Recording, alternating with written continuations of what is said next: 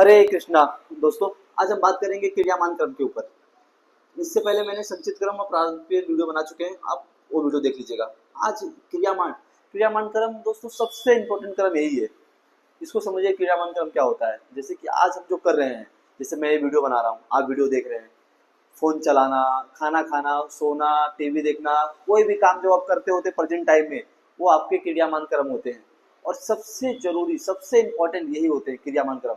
यही हमारा भविष्य का निर्माण करते हैं, क्योंकि संचित और प्रारब्ध तो आपके हाथ में है ही नहीं। आप क्या कर, माँ बाप चुनना, आपके बेटा बेटी बीवी चुनना, ये तो आपके हाथ में है ही नहीं। लेकिन आपके हाथ में आपका क्रियामान कर्म, इस समय जो आप कर रहे हैं, ये सबसे इम्पोर्टेंट है, ये आपके हाथ में है। आप इसको सुधार लेंगे, आपका जीवन सुधर जाएगा। ये चीज ध्यान रखिए, क्रियामान किस तरह से काम काउंट होता है। जो मैं बोल के कर रहा हूँ, जो मैं विचार से कर रहा हूँ सोच के, और जो मैं शरीर से कर रहा हूँ, आपको तीनों रूप से ये जुड़ता है। ऐसा ना हुआ कि मैंने सिर्फ किसी को शरीर चोट पहुंचाया तो फिर उसी का फल मिलेगा। अगर मैंने किसी को अपने मन से भी चोट पहुंचाया ना, किसी को देखकर मैं दुखी हुआ या उसकी बुराई कर रहा हूँ, तो ये भी मेरा कर्म खराब कर देंगे, ये भी मेरे घर में प्रॉब्लम क्रिएट कर देंगे। मैं किसी को बोलकर, किसी की बुराई कर कर, तो ये भी मेरे घर को जला देंगे। बहुत से लोग होते हैं ना कि सब कुछ अच्छा कर रहे होते हैं, पर क्या करते हैं ना, हमेशा किसी न किसी की बुराई करते रहते हैं, और उसके बाद उनके घर में देखिए प्रॉब्लम आते रहता है। और उनको लगता है कि यार मैं तो कभी कुछ किया ही नहीं, मैं सब कुछ अच्छा कर रहा हूँ, भगवान की पूजा भी कर रहा हूँ, मैं सब अच्छा कर रहा हूँ, फिर भी पता नहीं कि मेरे पति का या मेरे बेटे का काम क्यों नहीं हो रहा है। काम नहीं हो रहा है क्योंकि इसके कारण आप जो बुराई करते हैं। और स्पेशली ना ये औरतों में ज़्यादा पाया जाता है कि वो और दूसरे औरतों की, तीसरे औरतों की बुराई करते रहती है। इस कारण से ना उनके घर के जो मर्द होते हैं, जो अर्निंग मेंबर होते हैं, उनके काम रुकते हैं। इस बात को आप समझिए, क्योंकि जैसे अगर मैं कमा कर आऊँगा तो मेरी कमाई से फायदा किसको होगा? मेरे बीवी बच्चों को। अगर मेरी बीवी ही आस पड़ोस की बुराई करने में लग गई तो फिर नुकसान किसको होगा? मुझे। तो इसी तरह क्रियामान कर्म करता है कि आपको किसी का भी बुरा नहीं बोलना है, ना बुरा बोलना है, ना सोचना है। आपको जितना हो सके उतना अच्छा कीजिए। घर पे जब कोई मेहमान आए ना, तो उसकी पूरे दिल से सेवा कीजिए, पूरे दिल से सेवा कीजिए। दादा दादी है, कोई घर पे कोई बूढ़ा है, कोई ऐसा लगता है कि इसको सेवा की जरूरत है, दिल से उसकी सेवा कीजिए। हमारे यही कर्म है जो हमें हमारा भविष्य का निर्माण करते हैं, हमारी किस्मत बनाती है। आप जो बोलते हैं ना कि यार ऐसी किस्मत अच्छी है, तो किस्मत यहीं से बनता है। जब हम किसी के बारे में बुरा बोलना बंद कर देते हैं, हम जब सेवा देना, दान पुण्य करना चालू करते हैं, तब जाकर हमारी किस्मत बनती है। नहीं तो आपने देखा होगा, बहुत से लोग हैं जो बहुत मेहनत करते हैं, बहुत दिन रात मेहनत कर रहे हैं, पर फिर भी चीजें नहीं बन रही है। क्यों? क्योंकि वो नहीं कर रहे जो जो जरूरत है। जरूरत किस चीज की है? जरूरत है यहाँ पे हमें मेहनत की। मेहनत किस चीज में? इस चीज में, सेवा में, दान में। हम यहाँ पे हमेशा के लिए नहीं आए हैं, कुछ टाइम के लिए आए हैं। भगवान भी यही देखते हैं। हम भगवान की भक्ति किस तरह से करते हैं? मन से करते हैं ना, पूजा करके ही ना, वही भगवान तक पहुंचता है। और हम इसी मन में, इसी वाणी में दूसरे के प्रति बुराई भर के रखे हैं, दूसरे के प्रति ईर्षा, जलन, लालच भर के रखे हैं, तो भगवान के पास ये भी पहुंच रहा है। भगवान वो भी देख रहे हैं। तो फिर हमें कैसे दे देंगे कोई भी चीज? हमें कैसे वो और भी दे देंगे? हम जब उनसे कुछ मांग रहे हैं तो पहले हमें देना पड़ेगा। मेरे पास जो है पहले मैं वो दूं, तब मेरे पास वो चीजें आएगी जो भगवान मुझे देना चाहता है। इस बात को समझिए आप। अगर मैं आज किसी को 10 रुपया दूं, तब मेरे पास 100 रुपया आएगा।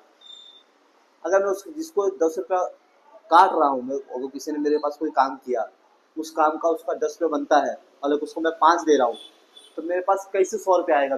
फिर मेरा भी जो काम होगा ना, उसका भी मुझे कट करके ही मिलेगा।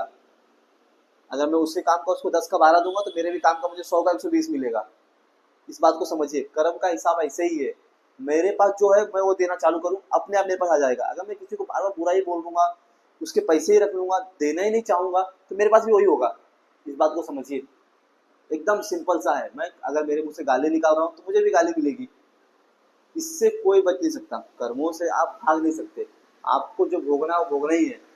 लेकिन आपने प्रेजेंट के जो कर्म है, आपके क्रियामान कर्म, इसको आपने सुधार लिया, आज जो कब कर रहे हो, तो फिर आपका जीवन बदल जाएगा। आपकी किस्मत आपके हाथ में है। भगवान ने हमें ये मौका दिया है अपनी किस्मत लिखने का। ऐसा नहीं कि मेरी किस्मत भगवान लिख रहे हैं। भगवान लिखते तो फिर सबकी अच्छी लिखते। जो फिर तो दुखी इस संसार में कोई होता ही नहीं, क्योंकि हम सब उन्हीं की संतान है। वो मुझे और आपको, क्या किसी को भी वो क्यों दुखी लिखते? किसी को नहीं लिखते, सबको खुशी लिखते। लेकिन सिस्टम ये है कि उन्होंने हमारे हाथ में दिया है। हमको ये चीज समझना है कि इस सारी जो सृष्टि है, एक सिस्टम से है। कर्म के ऊपर। जो इस चीज़ को समझ गया, जो इसको सुधार लिया, वो अपने आप ऊपर जाएगा, और जो नहीं समझ पाएगा इस चीज़ को तो फिर वो और धीरे धीरे धीरे धीरे और नीचे जाएगा। तो आप समझिए कर्म का जो सिस्टम है ना, कि किस तरह इसको संभालना है। इसका ऐसा मतलब नहीं है कि सारी दुनिया कर रही है तो फिर वो चीज़ें सही हो गई।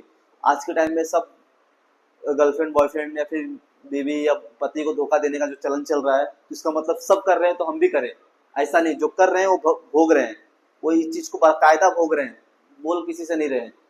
तो अगर आपको ऐसा लगता है कि नहीं ये तो आज का ट्रेंड चल रहा है, सब कर रहे हैं, जो होगा देखा जाएगा, ऐसा नहीं है। जब होएगा फिर देख नहीं पाओगे। इससे पहले जब राम भगवान का युग था, उसमें भी तो रावण था, रावण ने गलत किया था, उसके साथ क्या हुआ। कृष्ण भगवान के युग में कृष्ण, कंस, दुर्योधन, इन लोगों ने गलत किया तो उनके साथ क्या हुआ। तब तो नहीं कहेंगे कि कुछ समय कलयुग था, जो गलत किए तो उनके साथ गलत हो ही रहा था। इस समय भी ऐसा ही है, आप गलत करेंगे आपके साथ भी गलत होएगा ही। अब आप समझिए लोगों ने क्या कर दिया है ना आज के टाइम में, अरे कलयुग है, यहाँ चलता है, इतना चलता है, कुछ नहीं चलता है। इस बात समझिए, अगर आप किसी को बुरा बोल रहे हैं, बुरा सोच रहे हैं उसके बारे में, तो आपके घर में ही आएगा वो चीजें लौट कर। इस बात को समझिए, हमारे कर्म ही है जो हमको परेशान करते हैं, नहीं तो भगवान ने तो हमें वो कैसे भी परेशान कर सकते हैं। कोई पिता अपने बच्चे को परेशान करेगा? कभी नहीं करेगा। जो परेशान कर रहा है वो हमारे कर्म कर रहे हैं हमको। हमारे जो बार बार जो हम परेशान होते हैं ना, किसी चीज़ को लेकर, फैमिली को लेकर, पैसे को लेकर, तो परेशान सिर्फ हमारे कर्म कर रहे हैं। हम अपने वाणी से, अपने विचारों से दूसरों का बुरा सोच रहे हैं, इसके कारण से हमारे घर में ऐसी दिक्कतें आती हैं। तो आप सिर्फ इसको संभालिए, अपने बीवी, अपने पति के प्रति वफादार रहिए, फिर देखिए कि चीज़ें कैसे बदलती है। अपने आप आपको मन की शांति होने लगेगी, अपने आप सारा काम आपका अच्छा अच्छा होने लगेगा। आपको खुद ही समझ में आ जाएगा कि हाँ चीज़ें बदली है। पक्का ये मैं एकदम अपने अनुभव से बता रहा हूँ, क्योंकि मैं भी पहले इसी रास्ते पे था। ऐसा नहीं है कि मैं आपको जो बता रहा हूँ तो पढ़ी पढ़ाई या सुनी बातें बता रहा हूँ, कुछ चीज़ें ऐसा अनुभव हुआ है तब आपको बता रहा हूँ। इसलिए आपको बता पा रहा हूँ कि रियल में कुछ ऐसा होता है कि कभी एक फेस में आने के बाद आदमी बदलता है, उसको वो चीज़ें अनुभव होती है, तो वो अनुभव के साथ में बता रहा हूँ आपको। जब आप अपने आप को बदलेंगे ना, अपने कर्म सुधारेंगे ना, तो अपने आप सारी चीज़ें सुधरने लगेंगी, अपने आप आपका मन शांत होने लगेगा, अपने आप भक्ति की तरफ भागने लगेंगे, ये सारी चीज़ें छोड़कर। इसलिए आप सिर्फ और सिर्फ अपने कर्म सुधारिए। ये जो इस समय जो क्रियामान कर्म है, ये आपका सबसे इम्पोर्टेंट कर्म है। इससे ही सिर्फ इसको सुधारिए, संचित और प्रारब्ध को छोड़ दीजिए। जो आपके हाथ में है उसको छोड़िए, जो आपके हाथ में है उसको सुधारिए, फिर देखिए आपका जीवन किस तरह बदलता है। बात माने एकदम 100% गारंटी कि आपका जीवन बदल जाएगा। चलिए, अगर आपको वीडियो अच्छी लगी हो तो चैनल को लाइक एंड सब्सक्राइब कीजिए। फिर आगे हम इसी तरह के वीडियो लेके आते रहेंगे आपके लिए। तब तक के लिए धन्यवाद। राम राम।